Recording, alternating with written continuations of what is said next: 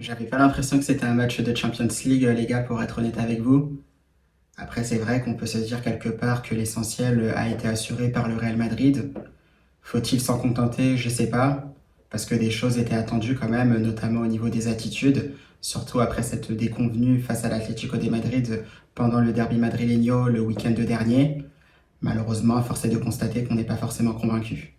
Buenas a todos y a todas, j'espère que vous allez bien, c'est Baki Koné des Madrid. On se retrouve pour une nouvelle vidéo comme d'habitude à propos du Real Madrid et surtout avec cette Champions League, puisque pour le Real Madrid, c'était la journée 2 de cette compétition européenne face au Kairat Almaty, le club kazakh. Et justement, ça s'est plutôt quand même bien passé pour les Madrilènes au niveau du résultat, pas forcément au niveau du jeu, mais justement, Los Chavales, on va débriefer là-dessus. Vamos! Eh bien, comme vous le savez, toujours un plaisir donc de vous retrouver pour débriefer sur un match du Real Madrid, toujours spécial quand il s'agit de la Champions League. Donc on retrouvait le Real Madrid pour cette deuxième journée, loin, très très loin du Santiago Bernabéu, puisque c'était au Kazakhstan, donc face à un club kazakh, le Kairat Almaty. On le sait, plusieurs heures de vol, avec notamment des décalages horaires. On l'a vu, ça n'a pas forcément perturbé le Real Madrid, qui aura livré une prestation pas forcément convaincante, j'ai envie de dire, surtout après ce qu'on a vu le week-end dernier. Mais d'un point de vue comptable, c'était plutôt intéressant, puisque comme vous vous en doutez, c'est un Real Madrid qui s'est imposé 5-0 avec une Manita triplée de Kylian Mbappé. On peut se dire, si on n'a pas forcément regardé le match, qu'on peut se dire, ouais, bon, c'est un Real Madrid visiblement qui a réagi, mais quand on s'aperçoit du contenu du match, pas forcément, parce que c'était un Real Madrid qui était tout simplement en demi-teinte, surpris très rapidement par cette équipe du Kairat Almaty dès le coup d'envoi qui aurait pu mener 1-0, ce qui aurait été une véritable catastrophe pour un début de match, surtout après tout ce qui avait été dit en conférence de presse, que ce soit par Xabi Alonso ou encore Federico Valverde. Heureusement, on s'épargne un début houleux dans ce match de Champions League, et par la suite, c'est un Real Madrid qui reprendra le contrôle de ce match. Après, c'est vrai que par rapport à ça, il y a eu une composition d'équipe du Real Madrid avec pas mal de changements, surtout par rapport au dernier match. Après, ce qui est inquiétant, c'est qu'on s'aperçoit encore une fois que Xabi Alonso n'a évidemment pas trouvé son 11 de départ. On le sait qu'avec les blessures aussi, ce n'est pas forcément évident, mais toujours est-il que pour la 9e fois, on voit encore une composition d'équipe différente, même si c'est vrai qu'on peut retrouver certains joueurs à certains postes, comme Thibaut Courtois, qui était dans les buts. Après, c'est vrai que ça a changé au niveau du poste de latéral droit. Raúl Asensio a pris ce poste de latéral droit. Alors, on ne sait pas vraiment ce qui se passe aussi avec Federico Valverde qui aurait, semble-t-il, refusé de jouer au poste de latéral droit. Ça reste que des rumeurs, mais on attend de voir ce qu'il se passe par rapport à cela. Si ce sont des choses qui s'avèrent vraies, puisque l'Uruguayen avait aussi démenti toutes ces rumeurs. Toujours est-il que Raúl Asensio a occupé ce poste de latéral droit, vu que Trent Alexander-Arnold est blessé. Pareil pour Dani Carvajal, qui en plus de cela était suspendu suite à son carton rouge face à l'Olympique de Marseille. Dans l'axe, on retrouvait Dino Isen, Militao, forfait également. Donc, du coup, c'était David Alaba qui a pris ce poste de défenseur central gauche aux côtés du jeune défenseur espagnol. Carreras qui était laissé sur le banc, c'est Fran Garcia qui s'est chargé du rôle de latéral gauche. Au milieu de terrain, on retrouvait toujours Aurélien Tchouaméni, accompagné par Dani Ceballos, Arda Güler un peu plus haut en numéro 10, Mastantuono sur le côté droit, Mbappé dans l'axe et bien sûr Vini Junior sur le côté gauche avec le brassard de capitaine. Donc on se dit oui, c'est une équipe du Real Madrid qui est assez cohérente au niveau du 11 de départ, même s'il a fallu se réadapter par rapport à ce poste de latéral droit et aussi dans l'axe avec les blessés de dernière minute, notamment Eder Militao. Donc on le disait, ce match assez compliqué au niveau du début. Bon, c'était sur quelques secondes uniquement. C'est un Real Madrid qui aura très vite repris le contrôle de ce match-là. Et là où finalement où je suis déçu, c'est que bien sûr le Real Madrid reprend le contrôle du match, ce qui est assez logique vu qu'il est logiquement beaucoup plus fort que le Kairat Almaty. Ça, on l'aura vu lors de toute la partie, même si les Madrilènes n'auront pas forcément forcé.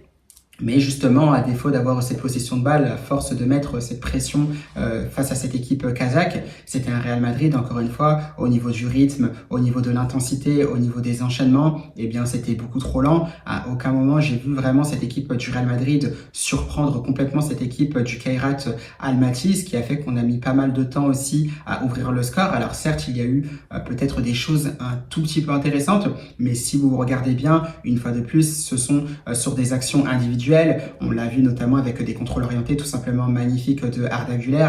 Pareil aussi avec Kylian Mbappé qui arrive à se jouer d'un défenseur dans la surface de réparation en première mi-temps avant que sa frappe pied gauche justement passe à côté de la lucarne du gardien kazakh. Donc ce sont des petites choses comme ça qu'on a vu, malheureusement c'est trop peu parce que ce sont limite que des exploits individuels. Nous on cherche justement à voir le Real Madrid sur des combinaisons où ça joue en 1-2-3, en 2-3 touches de balle, on voit des schémas, on voit des triangles, ça on l'a pas forcément vu. Donc c'est vrai que c'est assez décevant cette prestation du Real Madrid. Finalement c'est vrai qu'on aura vu peut-être un peu plus de choses en deuxième mi-temps. Quelque chose l'illustre bien, même si c'est vrai qu'il y a ce deuxième but de Kylian Mbappé qui est servi par Thibaut Courtois. C'est assez surprenant d'ailleurs parce que c'est rare de voir Thibaut Courtois faire une passe décisive. Je pense que c'est même du jamais vu. Toujours est-il que cette passe, elle est bien donnée pour Kylian Mbappé qui, avec sa vitesse, arrive à prendre le meilleur sur le dernier défenseur du club kazakh. Derrière, il la joue parfaitement, il lobe le gardien. Ça fera 2-0, donc pas forcément grand-chose à dire sur cette action-là puisque, comme vous pouvez le voir, eh bien, on est sur une transition rapide. Encore une fois, ce n'est pas forcément un Real Madrid qui est sur une phase de construction de jeu. Et ça, c'est vrai que ça commence à devenir assez embêtant, même s'il faut quand même le dire, il faut laisser quand même ce temps à cette équipe du Real Madrid de se mettre en place. On le sent, on le sait que ce Xabi Ball n'est pas forcément facile à se mettre en place. Tout ce que je peux dire finalement, c'est que comme pour l'instant, ça n'arrive pas, on n'y est toujours pas au niveau de ce qu'on essaye de proposer avec la vision du football de Xabi Alonso. Soyons tout simplement patients, ça c'est la première chose. Et pour l'instant, c'est que des buts limites en transition rapide parce que dans le jeu, ça reste quand même très très compliqué. Mais on peut s'apercevoir quand même qu'il y a des promesses d'espoir puisque sur le troisième but de Kylian Mbappé, justement, on voit qu'il y a une très belle combinaison avec un Rodrigo Goes aussi qui est entré en jeu. C'est vrai que Rodrigo Goes, il est intéressant aussi parce que ce qui est bien, c'est qu'il apporte également un profil assez différent de Vini Junior. Si on sait que Vinicius Junior est très très fort dans les 1 contre 1 par sa qualité aussi de percussion, la prise de profondeur par rapport au Brésilien qui lui joue un peu plus dans les pieds, qui est beaucoup plus dans la combinaison, dans les 1-2, ça on le voit directement puisque ça combine plusieurs fois aussi avec Kylian Mbappé, comme sur le but justement où c'est un Rodrigo Goes d'une part qui arrive à percuter, il arrive à combiner avec Mbappé qui est au départ de l'action. Et derrière, ça combine aussi avec Arda Güler qui touche Kylian Mbappé. Et derrière, le joueur français arrivera à finir avec une frappe sèche en une touche de balle. Ça, ce sont des choses qu'on a envie de voir où le Real Madrid met de l'intensité, met de la vitesse dans tout ce qu'il propose, dans son exécution, au niveau des échanges de passes. On le voit parce que ça a perturbé directement cette équipe du Kairat Almaty. Et derrière, ça finit par un but qui est quand même assez joli au niveau de sa finition et de sa construction. On en demande encore plus parce qu'on aimerait voir ça également face à des équipes beaucoup plus cohérentes, beaucoup plus fortes encore que le Kairat Almaty, parce que là, c'était quand même attendu que le Real Madrid s'impose. Donc ça, par rapport à ça, c'est vrai que Rodrigo Goes, il reste intéressant, il apporte une palette qui est pas moins intéressante et justement on verra ce qu'il se passera par la suite pour les prochains matchs du Real Madrid parce qu'on le voit, ça apporte aussi de la variété par rapport à Vinicius Junior, par rapport à Mastantuono, mais encore une fois il y a toujours ces problèmes d'attitude qui commencent à agacer au Real Madrid. On le disait peut-être avec Federico Valverde, on le sait puisque Rodrigo Goes insiste également pour jouer sur ce côté gauche là, il y est, il montre justement qu'il peut être performant dans ce secteur de jeu là, dans cette position qu'il affectionne tout particulièrement. Maintenant à voir parce qu'on le sait, le Real Madrid maintenant a aussi besoin de guerriers qui mouillent le maillot pour les cuissons du club, peu importe la position dans laquelle vous jouez. Et ça, j'ai l'impression que ce sont des choses aussi qu'on a perdu, cette essence du sacrifice, le fait de vouloir se battre pour le club, pour ses partenaires, comme on a pu le voir lors des saisons précédentes où le Real Madrid a pu gagner cette Champions League. Donc attention, ce sont des choses qu'on ne veut pas forcément perdre. Maintenant, on peut comprendre justement qu'il y a des joueurs qui aimeraient jouer dans leur position. Je le comprends parfaitement aussi pour Federico Valverde, où c'est pas facile d'être changé de poste une nouvelle fois.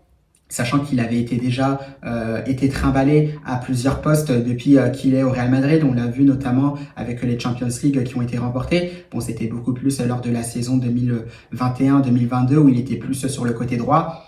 Là, lors de la saison 2023-2024, il avait plus récupéré un poste au milieu de terrain, mais toujours est-il qu'il faut faire quand même attention à cela, à toutes ses attitudes. Et Rodrigo Goes, s'il doit être aligné à droite par Xabi Alonso, qu'il soit aligné à droite tout simplement. On a vu qu'il était déjà performant dans ce secteur-là, mais il semble quand même que lorsqu'il est sur le côté gauche, ça on le voit direct, il est quand même plus à l'aise. Donc à voir ce qu'il se passera au niveau de cette gestion-là, de ces gestions d'ego, parce que c'est tout simplement pas facile. Et ça, je peux vous le dire, et j'ai l'impression que ça se voit clairement sur la tête de Xabi Alonso, les gars. Donc voilà pour ce match du Real Madrid face au Kairat Almaty. Je vais pas vous mentir, on n'a pas forcément vu grand-chose. Bon, après, il y a eu des entrées en jeu. On a vu que Hendrick, malheureusement, n'est toujours pas rentré en jeu. Alors, je ne sais pas s'il faut forcément se poser des questions par rapport au Brésilien. Si vraiment il aura très peu de temps de jeu, puisque là, c'est Gonçalo Garcia qui est rentré au lieu de lui. Donc, assez délicat cette gestion Hendrick. Pas sûr qu'il entre en jeu également face à Villarreal ce week-end en Liga. Donc assez compliqué, et tout en sachant qu'on sait le potentiel, on le connaît, ce potentiel du joueur brésilien. Et c'est vrai que c'est dommage de ne pas le voir forcément utilisé par Xabi Alonso. Maintenant, il revient de blessure à peine. Alors j'estime que Xabi Alonso pourra peut-être le faire jouer quand le moment se présentera, mais j'espère tout simplement que ce ne sera pas trop tard pour le jeune brésilien. Sinon, on a vu les retours, on a vu Jude Bellingham entrer en jeu. On le sait, on voit que l'anglais est encore un peu lourd. Voilà, il faut qu'il reprenne du rythme. Il y a aussi toutes ces histoires de position. Dans quelle position mettre vraiment Jude Bellingham? Parce qu'on le voit, Arda Güler, moi je l'avais déjà dit plusieurs fois dans plusieurs vidéos, notamment déjà la saison dernière quand Carlo Ancelotti le mettait un peu plus sur le côté droit. Je disais tout simplement que Arda Güler, je n'en parlerai pas tant qu'il ne serait pas aligné dans l'axe, c'est-à-dire un media punta comme on appelle ça en Espagne. Donc vraiment cette position de numéro 10, parce que c'est là justement que Arda Güler est le meilleur. Encore une fois, depuis le début de la saison, on le voit. Là, il s'est montré tout particulièrement à son avantage dans ce match-là face au Kairat Almaty. Donc, pourquoi pas peut-être aligner Jude Bellingham un peu plus bas, en milieu relayeur, vraiment en box-to-box, comme il savait le faire, notamment quand il était aussi au BFAOB. C'était un peu le cas aussi pendant un moment avec les Three Lions, l'équipe nationale d'Angleterre. Donc, à voir les réajustements qui peuvent être faits. Mais je préférerais voir peut-être un Arda Güler en numéro 10 ou peut-être un Bellingham un peu plus haut à la même hauteur. Mais c'est vrai que ça reste compliqué puisqu'il faut attendre aussi que le joueur anglais revienne au top de sa forme. Sinon, s'il n'y a pas de solution qui est trouvée, eh bien, c'est tout simplement mettre les deux en concurrence, ce qui laisserait le Real Madrid peut-être dans un milieu de terrain à 3, à voir qui pourrait épauler notamment Arda Güler et Aurélien Tchouaméni. Donc ça déjà, je pense que c'est tout simplement mon top, Arda Güler, parce que le Turc a tout simplement été très très fort. J'aime beaucoup ce qu'il propose dans ce poste de numéro 10. Voilà, ces contrôles orientés qui sont capables d'éliminer l'adversaire sur une touche de balle, sa vision du jeu qui est aussi intéressante, la qualité aussi de son pied gauche. Voilà, il a quand même un savoir-faire au niveau de l'organisation du jeu. Bien évidemment, il reste encore jeune, il a encore pas mal d'expérience à prendre pour être encore meilleur. Et justement, c'est tous ces enchaînements de matchs qui permettront aux Turcs de progresser et de devenir encore plus forts. Et pourquoi pas faire partie aussi des meilleurs milieux de terrain du monde à l'avenir. Parce que le talent, le potentiel, le Turc, là, Xabi Alonso semble l'avoir compris. Et justement, c'est pour ça qu'on voit Arda Güler jouer davantage, même si c'est vrai que le fait qu'il n'ait pas forcément fini le match dans le derby madrileño ait créé pas mal de polémiques. Donc voilà, c'était à peu près mon top Arda Güler pour ce match-là face au Kairat Almaty. Bien entendu, il y a Kylian Mbappé avec son triplé. On le sait, par rapport à tout ce qui est finition, le joueur français est un animal. Il faut dire la vérité, les gars, qu'on l'aime ou qu'on l'aime pas, ça reste une bête. Il a toujours cette capacité à marquer énormément de buts lors d'une saison. Alors c'est vrai, vous me direz peut-être qu'il y a les pénaltys, mais les pénaltys, encore faut-il les mettre parce qu'il faut rester concentré. Il faut être juste sûr de son geste technique lorsqu'on tire un pénalty, parce que ça reste aussi un exercice technique. Kylian Mbappé le fait très très bien. C'est aussi ça qui lui permet de marquer pas mal de buts déjà lors de ce début de saison. C'est tout simplement fantastique, il a marqué plus de buts qu'il n'a fait de matchs. Donc ça aussi, c'est à souligner. Maintenant, on le sait, pour Kylian Mbappé, il y a pas mal de caps à passer cette saison parce que marquer beaucoup de buts, c'est une chose, c'est vraiment très très bien et pour lui et pour le Real Madrid comme pour l'équipe de France.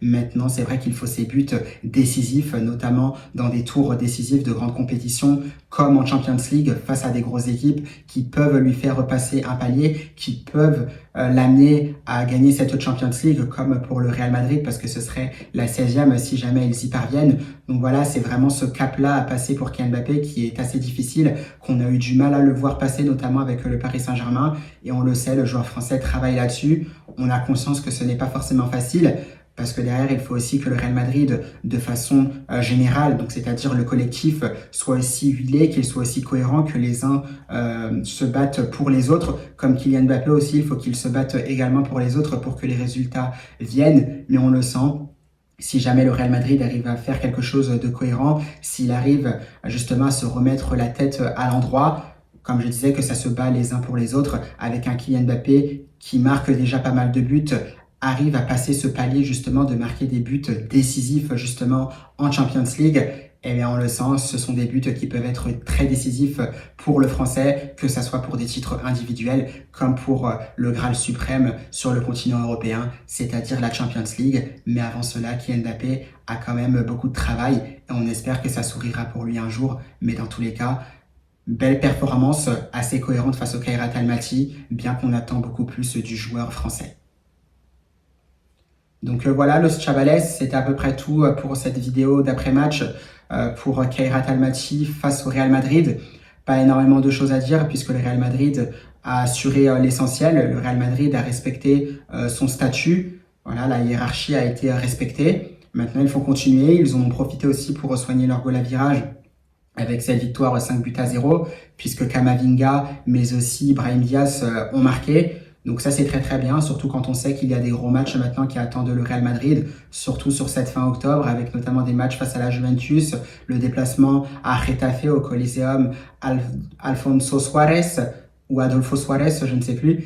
Donc toujours compliqué de jouer à Getafe après cette trêve internationale. Bien évidemment, il y aura le Classico face au FC Barcelone, donc de gros morceaux qui attendent le Real Madrid. Déjà ce week-end aussi avec Villarreal qui se déplacera au Bernabéu. On le sait, le Submarino Amarillo, donc le sous-marin jaune, n'est jamais facile à jouer. Ça, le Real Madrid en a parfaitement conscience. Donc il faudra être concentré pour apporter les 3 points parce que ça, c'est sûr et certain. Il ne faut pas trop prendre de retard, surtout à la course à cette première place à la Liga, à quelques jours du Classico, tout en sachant qu'on sait que l'Atlético de Madrid aussi est revenu à 6 points du Real Madrid. Donc attention à cela.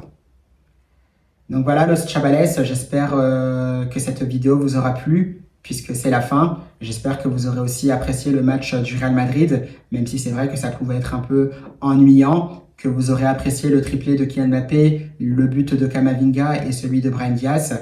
Et moi, je vous souhaite bien évidemment une belle soirée de Champions League, puisqu'il y a aussi d'autres matchs en cours, avec des matchs également ce mercredi, notamment à Paris Saint-Germain contre le FC Barcelone. Donc de belles choses en perspective qui nous attendent en matière de football. Donc je vous souhaite tout simplement de belles soirées de Champions League, les gars, et surtout à la Madrid.